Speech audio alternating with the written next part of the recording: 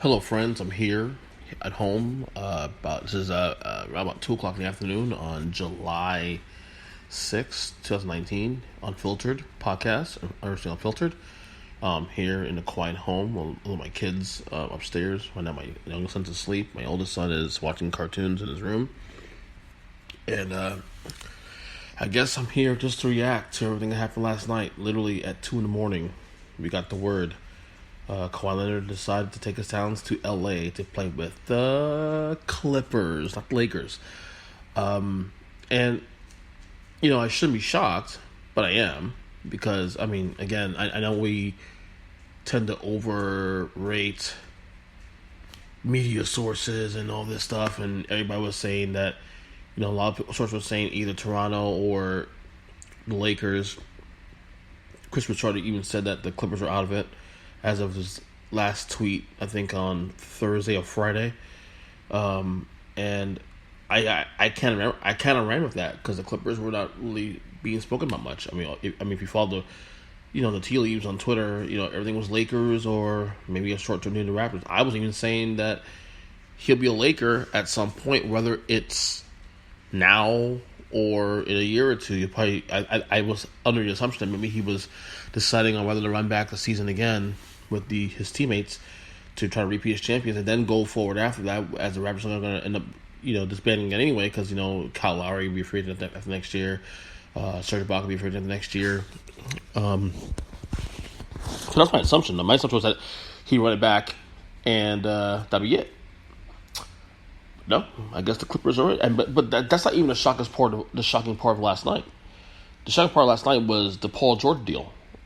Like, there was Paul George had apparently requested a trade from the Thunder in the last few days, and nobody even batted an eye. There was no news about it.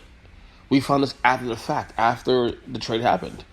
So Kawhi Leonard really what he wanted was a second star, to be the guy, and to have his own team in LA. And for his money's worth, I think for the NBA, it's good for the league, honestly, because we've now officially, on paper, hit parity. I was on social media earlier today, and I made a list of, I believe, 9 or 10 teams I really believe that are contenders. Parity is here now. And what it took was Durant getting hurt, Klay Thompson getting hurt, and Durant leaving to go to Brooklyn, which, by the way, he's in Brooklyn, but he won't play for another year because he has the Achilles injury, so he'll be playing until 2021. So, we are now at parity in the NBA for the first time, and I was saying, I honestly, I don't think we've seen parity in this league since 1994, 1993-94, the 93-94 season when Jordan retired. Because Houston was good, but no one thought Houston would win the title. No one assumed that they would be the best team in the league that year. Or the Knicks would be good, but that there was no telling the Knicks would be good that year. We have hit parity for the first time, and I hate to say this, it's taken about 25 years to get the parity. It's weird. You got teams now. Lakers, obviously, with Anthony Davis, they're in the mix now. I'm assuming they stay healthy. By the way, every team's assuming they stay healthy, of course. The Sixers, the Bucks, the Sixers, the Bucks. It's funny. I didn't put the Warriors on my list initially, but out of respect, I put Golden State back on my list. Let's see. The Jazz, the Blazers, the Nuggets.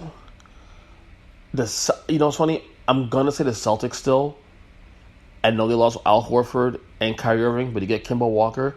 Maybe Tatum makes that jump that he made in his rookie year. Jaylen Brown's still there. I know they're thin in the front line, but if they can gather up and do what they did 2 years ago, now granted, not Al Horford, but we'll see what happens. You got Enes Kanter. They're still a good team. I think because the East is a lot weaker now because of Kawhi being gone, their chances of getting better are still pretty. They can still crack the top 4 in the East, in my opinion. But yeah, this is the first time in 25 years I can truly say we're at a place where if you told me right now who will win the title next year, I couldn't tell you. Like, the easy bet with the Lakers, obviously, because you have LeBron-James and Anthony Davis, but Anthony Davis' injury history now suggests otherwise. Like, it's not one of those things where, like, assuming he's healthy, yeah, he might be healthy next year, but he's always hurt every season. So it becomes a thing now where, can you trust it? You know? And LeBron's not getting younger. I mean, LeBron's still great. He's still one of the best players in the NBA, top 3, definitely. Maybe arguably the best player in the NBA still. But you saw last year, he got hurt, missed, 17 games last year, but a little more than that, plus the end of the year when he decided to rest him. So nothing is guaranteed there on that spot. So we're in a good time right now in the NBA. Obviously, Paul George won the Clippers. Where does now leave Russell Westbrook? Obviously, now people are assuming that he's going to ask for a trade, or maybe the Thunder are going to try to trade him in his big contract. I will say, I mean, Russell Westbrook's stock right now is its lowest it's ever been.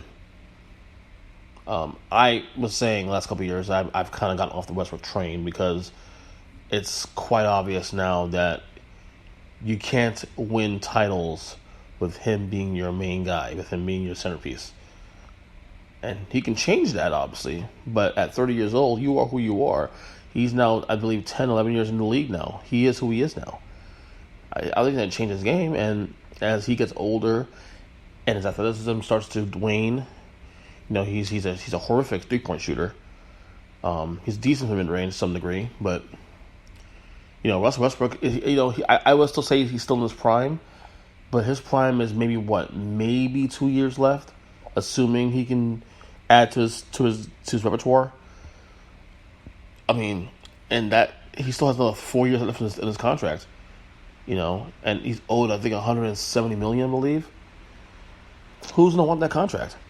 Like I was saying originally, you know, I want to come to Miami, and maybe coming to Miami might help a little bit. But when I talk about him coming to Miami, it's more so relying on and also, you know, having faith in the Heat, what I call the Heat culture, which is still a thing. It is a thing, but at what risk? You gotta gut your entire roster. I don't know. I'm kind of like I don't know what I'm here. I don't know. So I don't know. This is a very fascinating time in the NBA. I cannot wait till next season. It's gonna be good. It's gonna be really good. So again, Kawhi-Leonard to the Clippers, along with Paul George, and a lot of picks for Clippers the Thunder got back. So it's gonna be a fun NBA season, man. Really fun.